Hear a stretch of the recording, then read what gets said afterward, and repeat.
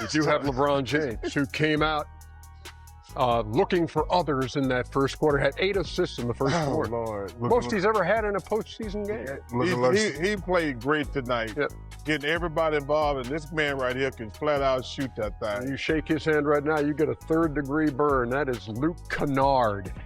Josh Okogie inside as Houston hangs around, and then Amen Thompson. And we got ourselves a 2-point game at the break, 50-48.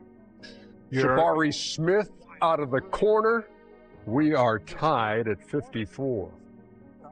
Yeah, Ernie, I said at halftime this didn't look like Too a little. playoff game. Rockets came out kind of flat. They tried to pick it up, but a little too late. Marcus Smart somehow gets that to go. He had 15. LeBron let her rip. 19 points, 8 rebounds, 13 assists, 9 out of 15 from the floor. Oh, give me something, Penberthy. Give me something, Penberthy. A left-handed Mike Penberthy. Okay, Jason Capono. Okay. So the Houston Rockets without Kevin Durant fall 107-98 in game 1 of this series. LeBron with his 19. Kennard with 27. Luke Kennard's previous playoff high was 21, and it came in his first playoff game back in 2019. This is his 29th game, and he goes for 27. DeAndre Ayton played well, too. Huh? DeAndre Ayton played well. I was going to say, DeAndre Ayton, 19 and 11, and Shaq, when this guy is engaged in the game, because look, sometimes he's out there floating. When he's engaged in it, it makes a difference. Listen, when he's getting his opportunities, and, you know, they gave him a lot of drop-off plays. I mean, I can understand why a guy like him can be frustrated sometimes. He wants to do more. They don't let him do a lot. Right now, he's just a, pick and roll guy. But when he touches the ball, when they gave him the ball, 8 out of 10, you can't ask for anything better. 19 points, pretty good. Well, but it's a lot of drop-offs, though, Chuck. Yeah, but I'm like, Ernie, to me, he is definitely a floater. But that's frustrating for me to watch him play because you got Luka, you got Austin Reeves, you got LeBron. He ain't gonna get a lot of touches. He ain't gonna get a lot of touches. He should say to himself, I'm just gonna be a monster on the boards and gonna run the floor. His numbers are gonna always get opportunities, but you can't go into a game saying I'm just gonna go through the motion and float. If you Well, play he didn't tonight, right? No, He didn't do that tonight. He didn't do that tonight. We're talking about, well, that's why we're giving us flowers. He's playing like that. He only doing that because the other 2 guys aren't there. Well, it doesn't sound like flowers when you say it. No, but I'm gonna call it like I see it. Okay. You can't go to the game saying if I don't get touches, I'm just gonna float around out there because those guys are gonna come back eventually. He get paid for every game. Go out there and do that every game. They're 19-4 now when he has a double-double, are the Lakers. Let me ask you about the Houston Rockets. Yeah. Because, okay, I'd look at it, and I want the player's perspective on this. No Kevin Durant. Is that an excuse for the offense looking so discombobulated all night? I just thought they didn't follow a game plan or the game plan. So for me, if you look at the game plan, I would say we're going to stay at home on everyone else other than LeBron. We're not going to make LeBron a great passer. So the other game plan has to be Luke Kennard. We're running him off the line. So how does he get open? So if you're staying home with him and running him off the line, you're going to eliminate some easy looks for Luke Kennard. I'm going to make Luke Kennard put it on the floor, shoot mid-range jump shots, and lay the basketball up. LeBron, you're going to shoot over the top. Unless he's in transition, we run out. But there was no game plan that was followed. So now LeBron did what Chuck wanted him to do from the beginning.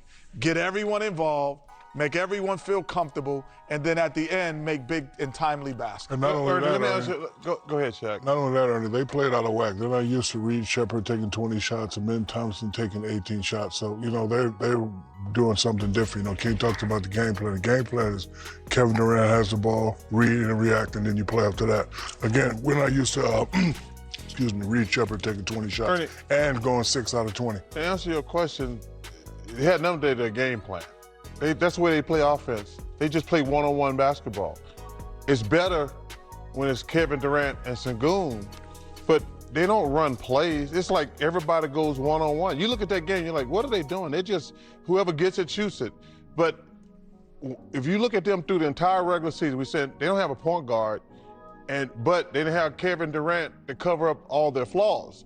And like I have no idea what kind of offense they're running. Whoever gets it just jacks it up anywhere, anytime. Everybody's got a green light.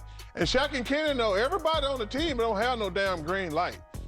I mean, there's one, maybe two guys on the NBA team like, you shoot it whenever you want to. The rest of the guys are like, okay, you can have some shots. But like, there's no reason what they were doing out there tonight. It was awful to watch offensively. How about LeBron's night, Shaq? 19 points, 8 rebounds, and 13 assists. He played a great game, very, very smart. Look for his guys. Chuck always says that the role players play better at home, so he's looking for his guys early. They played great, but Luke Kennard gets the game ball today. He's a special other. He's an other because, of all the great players they have on the team, but he's a great shooter, one of the greatest shooters in NBA history. But tonight was his night. He had the green light, and he came out and he played well. However, the money moment of the night, sponsored by Chime, that one belongs to LeBron James. As we take a look at the oldest guys with 10 or more assists in a playoff game.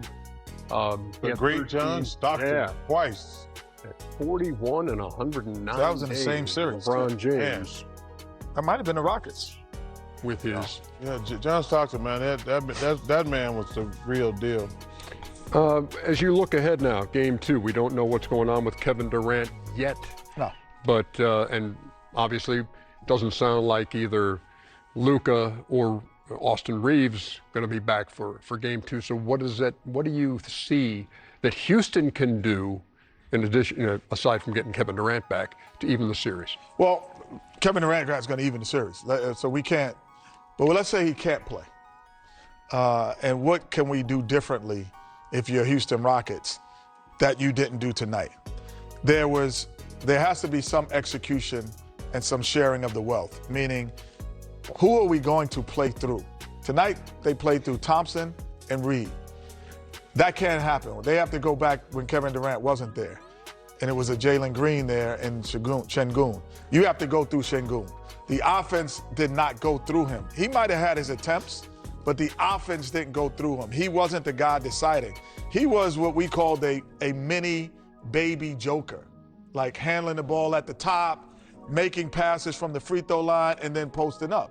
Not with the efficiency, obviously, as Jokic does it. But he was the mini version of that. They didn't have any semblance of that tonight. The Rockets have a problem now, though. The Lakers think they can win this series now, because I don't think the Lakers thought they could win this series. Now, Luke Kennard got confidence. DeAndre Ayton got confidence. LeBron's always going to have confidence.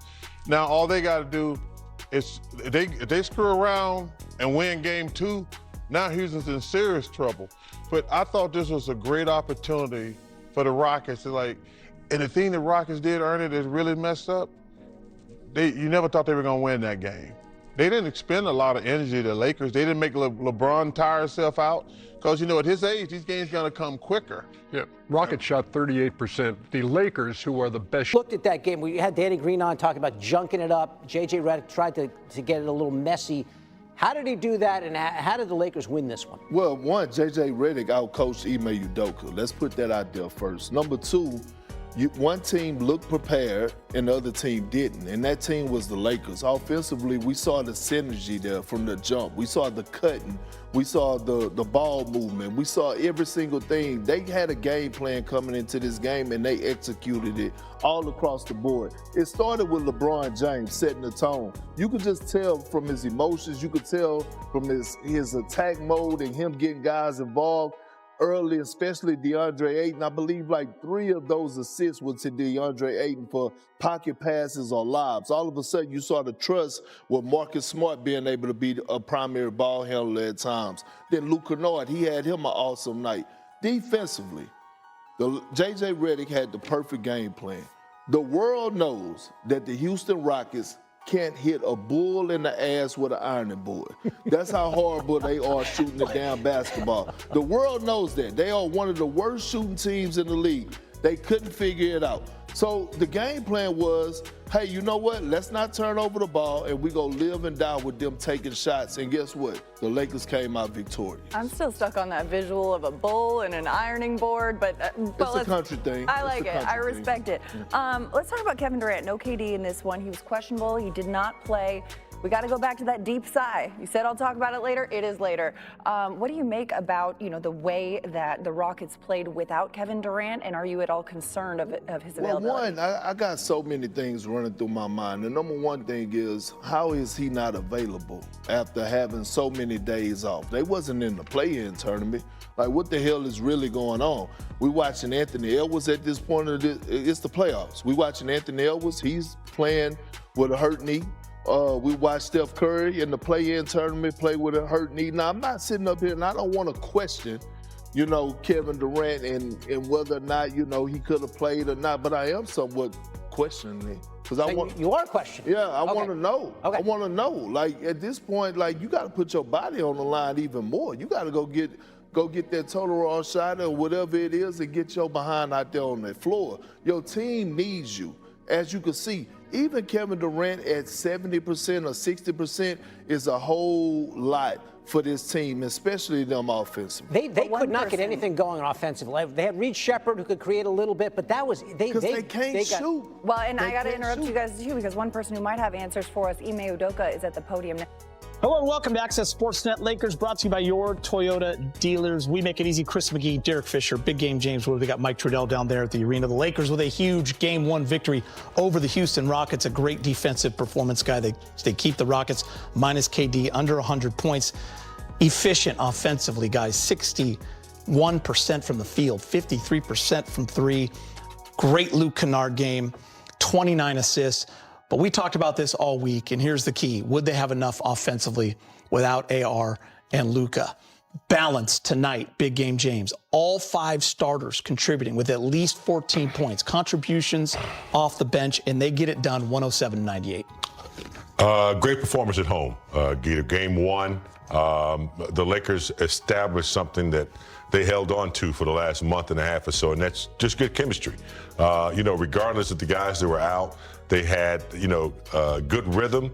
The defense had picked up, and I think, in this first game tonight, they did a pretty good job of collectively, doing what they had to do to win the game. Houston shot 93 shots. They were 39 of 93. The Lakers had 66 shots. The one thing that worries me is the 23 offensive rebounds. That could bite you in the future. But overall, collectively, I thought they did a really good job. Luke Kennard, what a presence he was in this game. I mean, a really quality win considering the circumstances. Obviously, Kevin Durant, changed things at the last minute for the Rockets, but the Rockets team, they're a good defensive team. And so even with Durant out, defense still travels. A lot of their guys that are the gritty, tough defensive players still played in this game. So to shoot the ball 61% from the field, to be able to get the quality of shots that you got against a good defensive team without 2 of your best offensive players, that's something that you can build on as this series goes on, that you can get the type of shots that allow you to shoot good percentages. And then the second thing, you started with the Lakers defensively, that can travel as well. Of course, Kevin Durant will change everything whenever he decides to return or can return. But the Lakers defensively were locked into the game plan and got the job done. LeBron just 2 rebounds shy of a triple-double. He's with Mike Trudell.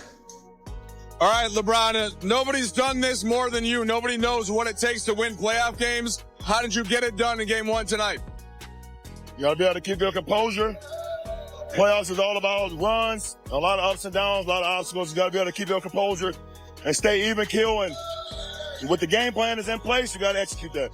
I know in the past you've said sometimes Game 1 can be a feel-out game, but did you guys have to ramp it up a little more, just given how short-handed you are, to make sure this went the way you wanted? Yeah, we understand the circumstances that we're in, so we don't have time to wait around, especially versus a hard playing, well-coached team like Houston. So it was a good first test for us. So, we know the intensity now, so we should be ready again on Tuesday.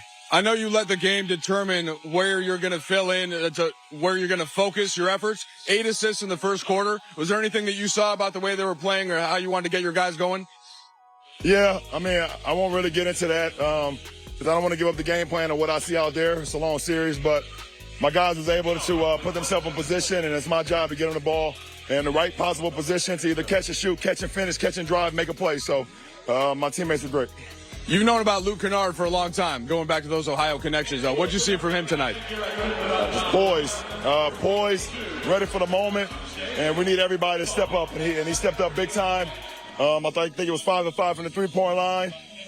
Every shot was timely shots as well, especially in the fourth quarter, and gave us another ball handler. You know, obviously we're missing 2 of our key ball handlers with Luka and AR. The Los Angeles Lakers just beat the Houston Rockets 107-98 in Game 1 without Luka Doncic, without Austin Reeves, and without Kevin Durant on the other side. Luke Kennard scored 27 points on 9 of 13 shooting, including 5 of 5 from 3. LeBron James had 19 points, 13 assists, and 8 rebounds while distributing 8 assists in the first quarter alone, the most assists he has ever recorded in a single playoff quarter in 23 professional seasons. DeAndre Ayton had 19 points and 11 rebounds. Marcus Smart had 15 points and 8 assists with 4 threes. Rui Hachimura had 14 points, 3 steals, and 2 blocks. The Lakers shot 60.6% from the field against one of the 5 best defenses in the league. They attempted only 66 shots, the fewest in any NBA game in the past 3 seasons, and still won by 9. LeBron-led teams are now 13-0 in the first round when they take a 1-0 series lead. Amen. Thompson shot 7 of 18. And his offensive limitations were completely exposed as a tactical weapon the Lakers used to suffocate Houston's entire offense. Kevin Durant is still uncertain for Game 2 on Tuesday. LeBron said playing with Bronny in a playoff game is probably the craziest thing that has ever happened to him in his career. Adam Silver said he has every indication LeBron plans to keep playing next year. Giannis said LA is superficial, and he does not like LA. JJ Redick needs to make a painful decision about Bronny before Tuesday, and The Athletic reported that LeBron's free agency decision may have already been made back in March. 1 game in, everything has changed. Hit that like button right now because this is the most complete breakdown of everything that happened in Game 1. And everything it means for the series, the franchise, and the offseason conversation that just got considerably more interesting. So let us begin talking firstly about what the Los Angeles Lakers just did in Game 1.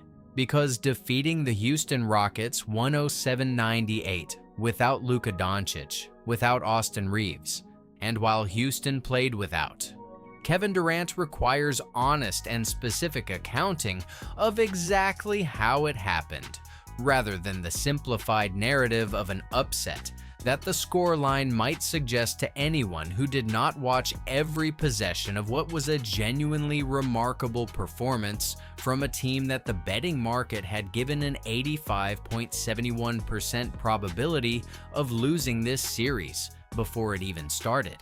The Lakers shot 60.6% from the field against one of the 5 best defensive units in the entire NBA. A shooting percentage that is extraordinary in a regular season game against a mediocre defense, and that borders on historically unusual in a playoff game against the Houston Rockets, whose defensive identity and athletic profile were specifically constructed to prevent exactly the kind of efficient, half-court execution the Lakers produced throughout the evening. They attempted only 66 total shots, the fewest in any NBA game across the last 3 complete seasons, and still generated 107 points, which means the specific quality of the looks they created was so consistently high that the volume reduction was not a competitive liability, but an organizational confirmation that JJ Redick's game plan of slowing the pace, controlling the shot quality, and forcing Houston into late clock offensive situations where their clutch struggles are most visible was executed at a level that even the most optimistic pregame analysis would not have projected with confidence. Alperen Şengün scored 19 points for Houston. Jabari Smith Jr. had 16 points and 12 rebounds. Reed Shepherd scored 17 with 5 three-pointers. And the Rockets still lost by 9 while shooting 37.6% as a team, which means the specific dimension where Redick's preparation most completely succeeded was not on the offensive end where Kennard and Smart and Hachimura each produced remarkable individual nights, but on the defensive end where the coverage rotations and the contested shot quality that the Rockets generated throughout the game were insufficient to overcome the offensive advantage the Lakers had built. Ime Udoka said after the game that his team won a lot of areas but just shot poorly, which is the specific assessment of a coach who understands that the result reflects execution problems rather than preparation problems, and that Game 2 will look different regardless of whether Durant returns because the specific shooting corrections the Rockets can make between now and Tuesday are more achievable than the specific defensive adjustments required to prevent the Lakers from shooting 60% against their best coverage schemes. I believe Game 1 was not primarily the result of Houston playing without Durant, although Durant's absence was certainly a factor, but of the Lakers executing a specific tactical game plan with a discipline and precision that their regular season without Doncic and Reeves did not fully indicate was available at this level. And that the specific version of this team that showed up on Saturday night is the version that makes the series genuinely competitive, rather than a formality the Rockets need to complete efficiently before preparing for round 2. Luke Kennard scoring 27 points in Game 1 on 9 of 13 from the field, including a perfect 5 of 5 from three-point range, is the individual performance that the pregame analysis most consistently failed to anticipate.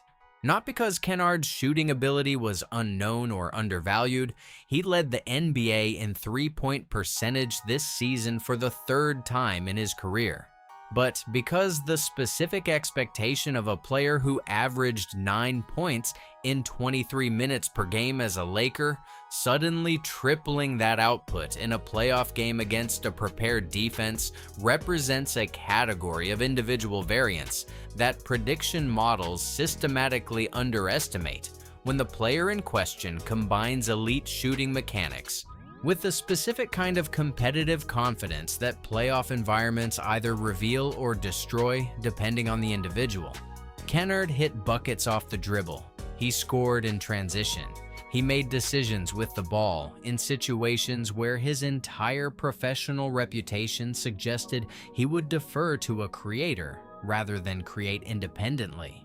The specific contribution of the 15-year connection between Kennard and LeBron, both from the Columbus area in Ohio, Kennard having played on LeBron's AAU team, Kennard having scored more points in his Ohio high school career than LeBron did before LeBron called him one of my kids with genuine warmth and pride, is the organizational and human context that makes the Game 1 performance feel like something more than a statistical outlier.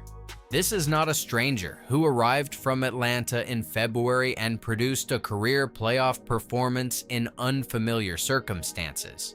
This is a player whose relationship with the primary facilitator on the floor goes back 15 years to when both of them were learning basketball in the same organizational environment with the same competitive values, and whose specific shooting mechanics and off-ball movement are so precisely calibrated to what LeBron's creation style enables that the transition from regular season reserve to playoff first option happened without the adaptation period that most players would require.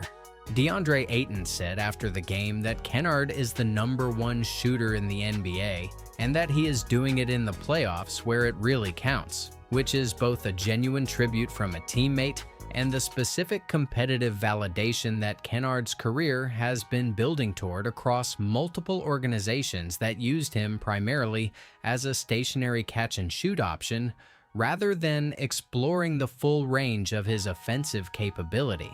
Thinking about it carefully, Game 1 Kennard is the performance that Pelinka had in mind when he traded for him in February. Not the 9-point reserve who spaces the floor for Doncic, but the offensive fulcrum who can carry scoring responsibility in the specific situations where the primary creators are unavailable, and who brings the competitive composure and the shooting mechanics to do it at exactly the moment the organization needs it most. LeBron James distributing 8 assists in the first quarter of Game 1 alone, the most he has ever recorded in any single playoff quarter across 23 professional seasons, is the statistical footnote that tells you everything about the specific approach he brought to the most important game his team has played without its 2 best players.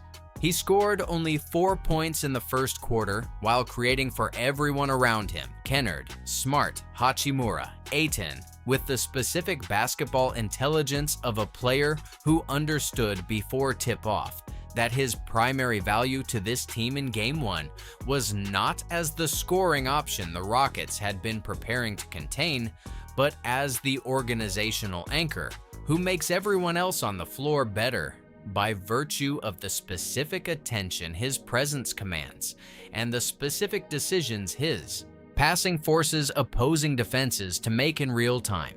By the end of the game, he had 19 points, 13 assists, and 8 rebounds on 9 of 15, shooting with a game-high +11 differential, which is the specific stat line of a player who produced exactly what a triple threat primary option needs to produce in a playoff game against a quality opponent.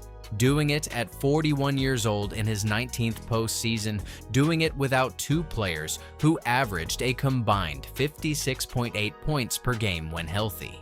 LeBron-led teams have now won 13 consecutive first-round series when they take a 1-0 lead, a historical data point that Adam Silver would appreciate as an advertisement for the enduring commercial value of what LeBron represents to this league, and that every Lakers fan should appreciate as a specific and documented competitive indicator that Game 1 is not merely an encouraging start, but a historically meaningful organizational threshold that this specific roster just crossed. LeBron said after the game that for him it requires doing a little bit of everything. Being a triple threat, being able to rebound, pass, shoot, defend, and bring value to the team throughout the series, which is the most accurate possible description of what a 41-year-old who has never allowed the passage of time to reduce his competitive ambition looks like when the situation requires maximum output rather than the managed third option role that the March winning streak enabled. I believe the LeBron performance in Game 1 is the most important individual contribution to the win precisely because it was not the most spectacular. Kennard scored 27 and received the headlines, but because the specific way LeBron organized the offense, created confidence for his teammates, and managed the game's competitive texture in the absence of the 2 players whose games are built around his facilitation, demonstrates a basketball intelligence that no statistical summary can fully capture. The Amen Thompson exposure in Game 1 is the specific tactical development that transforms the series from a straightforward Durant dominance exercise into a genuine 7-game competitive question with multiple layers of strategic complexity for Houston to resolve before Tuesday. Thompson finished 7 of 18 from the field for 17 points, numbers that look acceptable in isolation, but that completely obscure the specific way his offensive limitations functioned as the central weapon of the Lakers' defensive scheme throughout the evening. Because Thompson cannot consistently threaten from the perimeter, the Lakers were able to sag off him when he was away from the ball and use that extra defender to apply additional pressure to every Houston action that involved Durant's absence and Schengen's pick-and-roll creation without Durant's gravity, creating the defensive attention that normally opens the pathways that Schengen's interior game depends upon. The Rockets shot 38% as a team because the specific defensive advantage of leaving Thompson unguarded in perimeter positions gave the Lakers a numerical advantage in the paint rotations and on the help coverage that turns contested shots into contested shots rather than clean looks. Hachimura and Ayton together contested 32 of Houston's 93 field goal attempts and held the Rockets to 28% on those specific shots, a defensive pairing that generated the specific interior resistance that makes the chameleon coverage Zach Lowe predicted most effective. Because the constant defensive shape-shifting works best when the paint protection is reliable enough to absorb the mistakes that a constantly changing scheme inevitably produces when rotations break down. The structural problem for Houston going forward is that the Thompson limitation is not correctable between games. It is a genuine offensive skill deficit that requires either structural lineup changes or the specific offensive gravity of Kevin Durant, making every other action around him easier, regardless of individual shooting limitations. Thinking about it carefully, the Thompson exposure in Game 1 gives the Lakers a specific and documentable tactical advantage that will force Ime Udoka to make meaningful adjustments before Game 2, and that Durant's return, uncertain as of today, represents the only clean resolution to the specific defensive imbalance the Lakers successfully created and exploited from the opening tip on Saturday night. LeBron James and Bronny James becoming the first father-son duo to compete together in an NBA playoff game is the historical moment that exists entirely outside the competitive framework of a first-round series, and that deserves engagement on its own terms, rather than only as a footnote to the tactical discussion. Bronny entered the game at the start of the second quarter alongside his father. 4 minutes, 0 points, 0 field goal attempts, 1 turnover, 2 fouls, and did not return in the second half.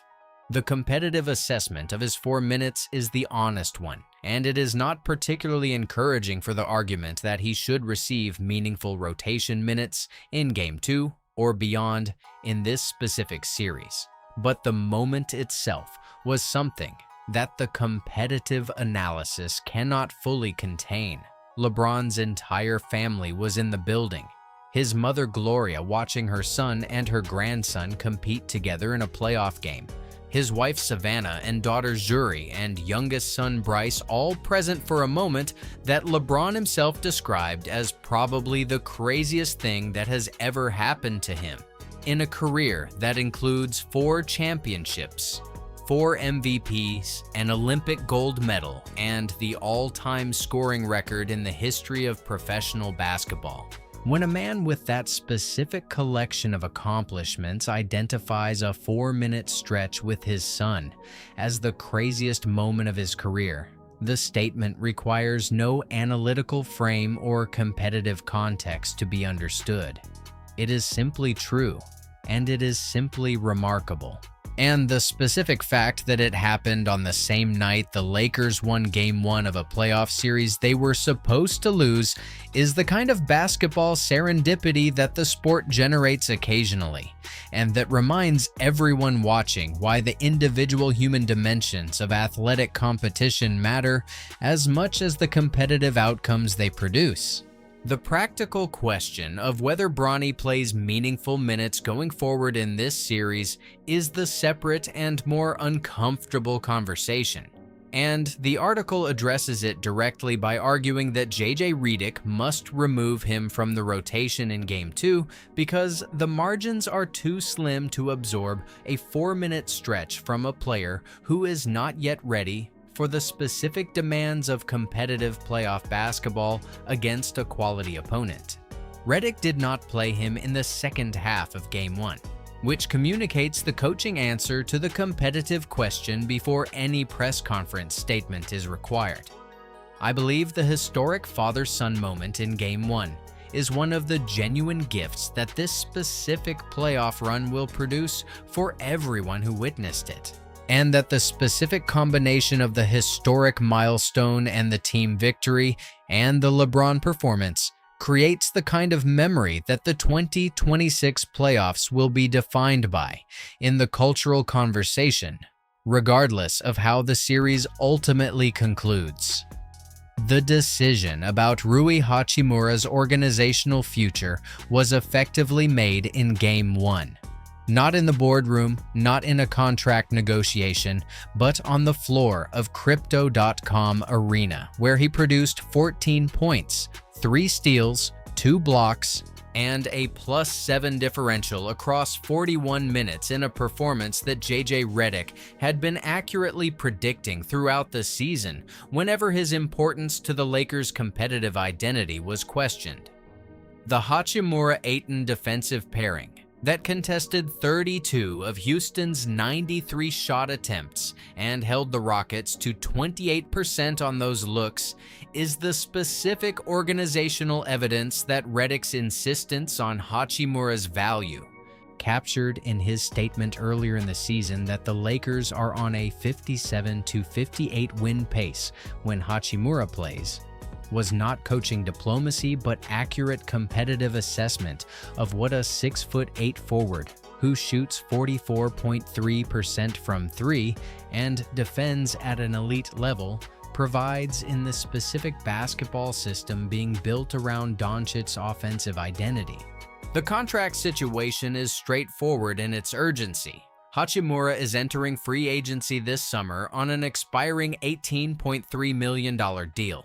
The Lakers are constructing a roster around Doncic that requires exactly the 3-and-D archetype that Hachimura represents at a quality level. And every game of these playoffs where he produces at Saturday's level is a game where his market value expands beyond the conversation the Lakers want to be having about his retention cost.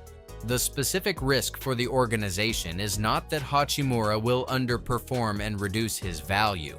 Based on Game 1, that outcome seems increasingly unlikely, but that he will continue to perform at exactly this level and force a free agency bidding war that takes his next contract to the range where the Lakers' cap space priorities require difficult choices between retaining him and pursuing the center upgrade and wing addition that Jovan Buha identified as the 2 positional necessities for genuine championship contention.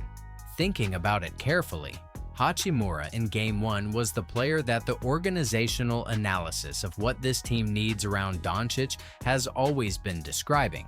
Versatile, defensively engaged, capable of shot creation and floor spacing simultaneously, and the specific performance created the organizational dynamic, where keeping him becomes both more clearly correct and more financially expensive than it was before the playoffs began.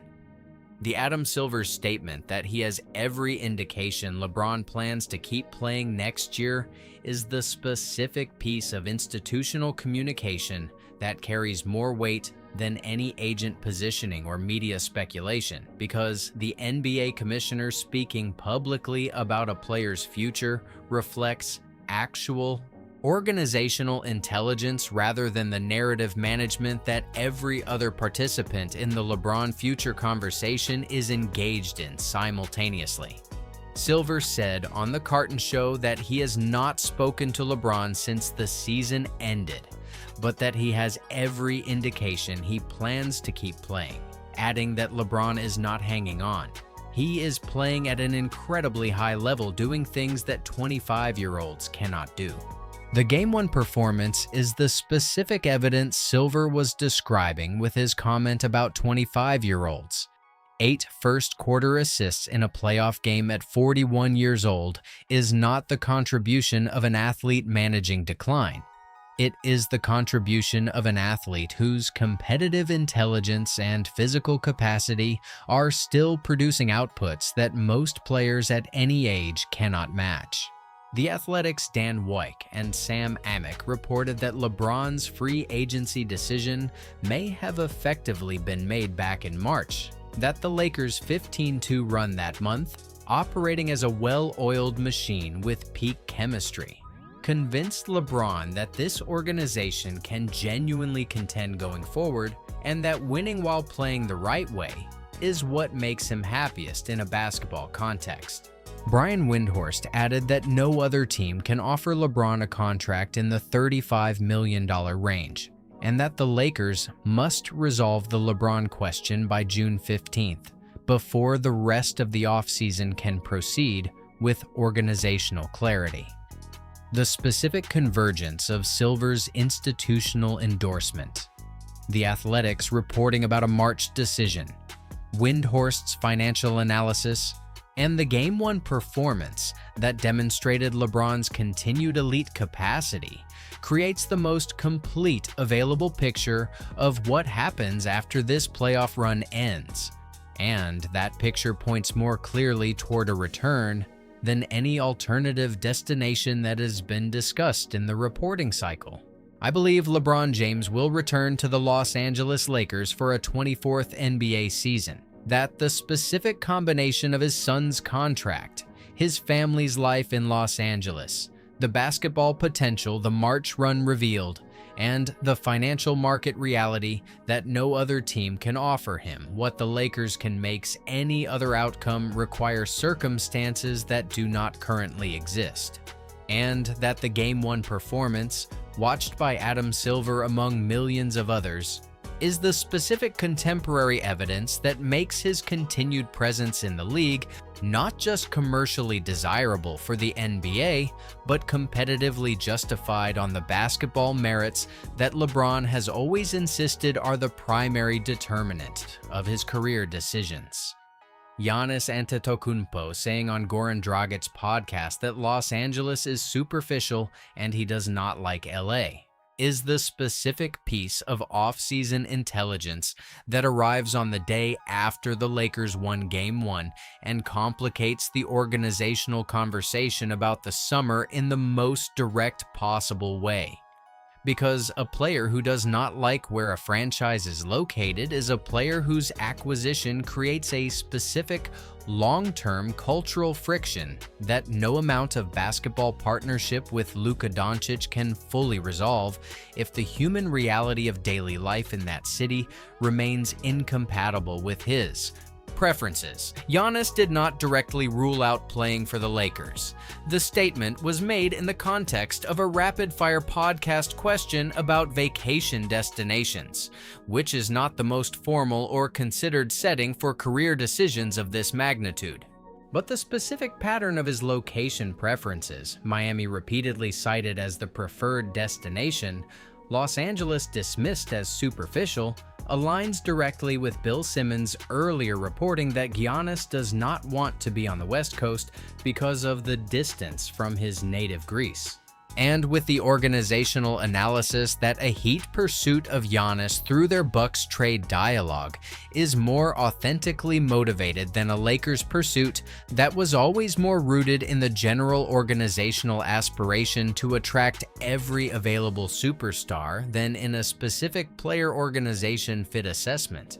The Lakers' specific cap situation, LeBron's $52.6 million salary coming off the books this summer, creating the financial space for a supermax acquisition, is the organizational mechanism that makes the Giannis conversation financially viable, regardless of his stated preferences. But organizational financial capacity and player willingness to inhabit a specific city are two different categories of requirement, and the second one is not addressable by offering more money than anyone else. The most strategically interesting implication of Giannis's LA comment is the one the article gestures toward in discussing the Lakers as facilitators of a Giannis to Knicks trade, a role that preserves organizational asset value, maintains cap flexibility for multiple targeted additions around Doncic, and avoids the specific long-term cultural friction of building a dynasty around a franchise player who has publicly communicated that he does not want to live in the city where the franchise plays. Thinking about it carefully, the Giannis comment today is the off-season development that most clearly and most immediately reshapes the summer conversation the Lakers were preparing to have, and that the specific version of the Pelinka offseason plan that builds around Doncic through multiple targeted additions, Jarrett Allen at center, Herbert Jones or a comparable defensive wing, Reeves retained, LeBron back at reduced salary, is more coherent as a championship construction blueprint than a Giannis acquisition that requires financial commitment at the expense of depth and organizational flexibility from a player who has just told a podcast audience that he finds the city superficial.